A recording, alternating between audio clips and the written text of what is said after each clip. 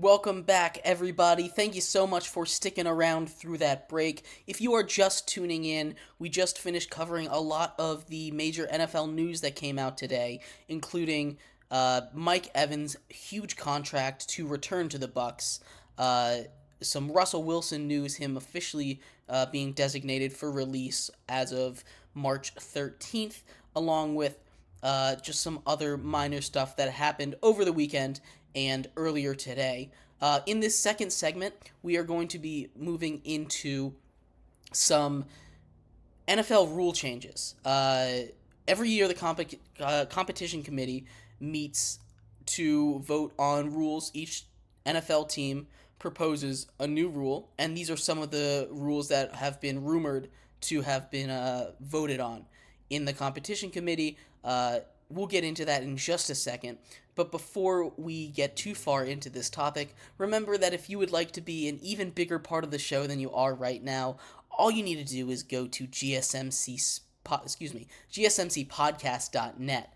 Leave a tip or donation. It'll pop up on the screen there for a minute. We'll have a little talk about what you had to say. Your opinions will be broadcast across the internet, across every single platform that we are live on. And we appreciate anything you do give. Remember that link is gsmcpodcast.net. But like I was saying, we are going to talk about proposed NFL rule changes today. And a lot of them have to do with special teams. In fact, all three of these rules that I've seen have to do with the kickoff in particular. The first one having to do with onside kicks. And this one is probably the biggest change, I would say, because one of the most magical things about the onside kick, other than how impossible it is and how the only time you really need it is when you're making an incredible, oh my goodness, we have no shot comeback. The onside kick is one of my favorite plays in sports. Whenever I see one in passing, I gotta stop and see what happens. You never expect it to work, but it's electric when it does. The onside kick is one of those few plays in all of sports that, regardless of the scenario, it's going to be talked about. You could do an onside kick when you're up by 30, and it would still get talked about because what are you doing an onside kick up 30? It's one of my favorite plays in football. One of my favorite things about it. So the rules that would be changed is basically saying you have to be losing in the fourth quarter. So there would be no more of those surprise onside kicks. No more of that. No more of that. That Super Bowl Saints after the halftime onside kick that was so game changing, made it such a legendary play. You would have to announce that you are doing an onside kick, so it takes the element of surprise out of it. You would have to be trailing, and you have to be in the fourth quarter. So there's pros and cons to this rule. There really are. One of the pros of this rule, obviously, it's going to make the onside kick a little more trying to make it more successful. Another part of this rule is they would allow unbalanced formation. So it would allow 6 people on one side to get on the kicking side to go and attempt to recover the onside kick, with only 4 on the receiving side. So it would give them a slight advantage there, more bodies, obviously, making it a little bit easier. We've seen a drastic drop in onside kick percentage since they changed the run-up rules a couple years ago. A while ago now, I guess. Probably about 5 years ago at this point, they changed the run-up rules. You are even with the ball, you leave once it's kicked. So ever since then, the onside kick percentage has dwindled. So this is a way that they can attempt to make it more successful, make it happen more often, but it does come with the caveat that you have to announce it. So no more surprise onside kicks. Not that it happens too often. There were only 2 surprise onside kicks last season. in a small sample size, those surprise onside kicks obviously are more effective. I was trying to do some research on this because there isn't a on surprise onside kick stat, and what I found is in 2019 to 2022, it was about 33% of the time surprise onside kicks were successful. Again, overall, it's only like 3 out of 9, so it doesn't happen all that often. But it is something that happens every once in a while, so you're getting rid of that. On the other hand, telling the other team you're going to do an onside kick, I get it. I don't really love that. That's my one hang up on this rule. The rest of this I'm all for. But you have to tell the other team that you're doing it, and restricting when you can do the onside kick is also the big negative for me. Restricting it to only being in the fourth quarter, 99% of the time, this situation that you're restricting it to is the only time that the onside kick is going to happen. But what we mentioned that incredible moment, halftime in the Super Bowl. The Saints do an onside kick and it changes the game against the Colts. You're not going to get that anymore. You're not going to get those weird timing onside kicks. You're only going to get the traditional ones, and it's not really going to affect the game. 99% of the time, you're not going to notice. But it takes away some of those legendary moments from happening. The other rule changes that they were talking about basically adopting the XFL kickoff format, which I am a huge fan of the XFL kickoff format. Basically, you line the two teams up 5 yards apart from each other. You have one return man, 10 guys on the 35 and the 40, respectively, for each team. Kicker kicks it. Nobody is allowed to move until the ball crosses the 20-yard line.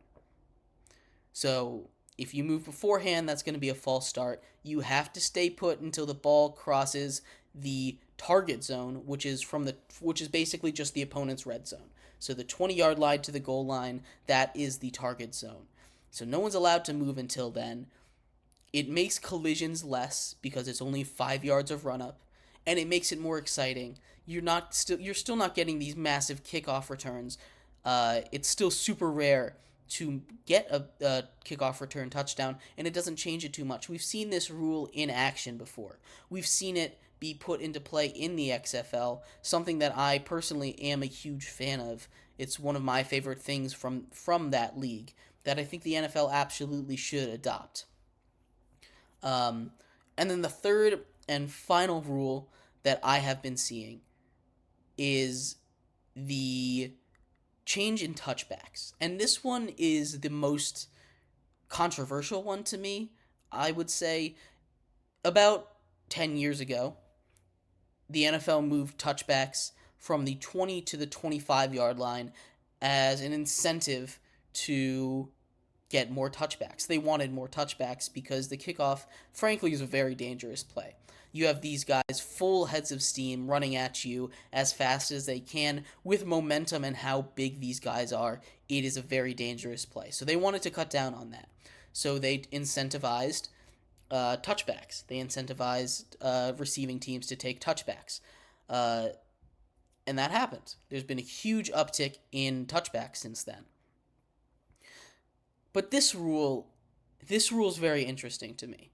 I think a lot of this goes together, all three of these, because adopting one of them and not the rest doesn't really make a lot of sense to me. So the way that it would work, you would have a normal touchback, a traditional touchback, one where you kick it through the end zone, kick it through the uprights, whatever. Ball is going to move not to the 30-yard line, to the 35-yard line. That is insane. Starting your drives at the 35, it makes offense so much easier than it already has been. And it's already been, offensive has this advantage right now in the NFL, and that changes all the time. It's the ebb and flow of sports. Defenses get better, offenses get worse. You get into a defensive era, and then the offense responds. You get back into an offensive era, and right now we are in an offensive era of football, and it's a great time to watch. It's fun. It's exciting.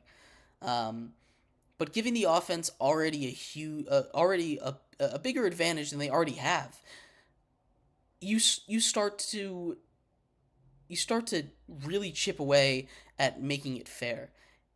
And the amount of touchbacks that we talked about this, the amount of touchbacks that we've seen in the NFL, making it go to the 35-yard line just frankly seems not okay.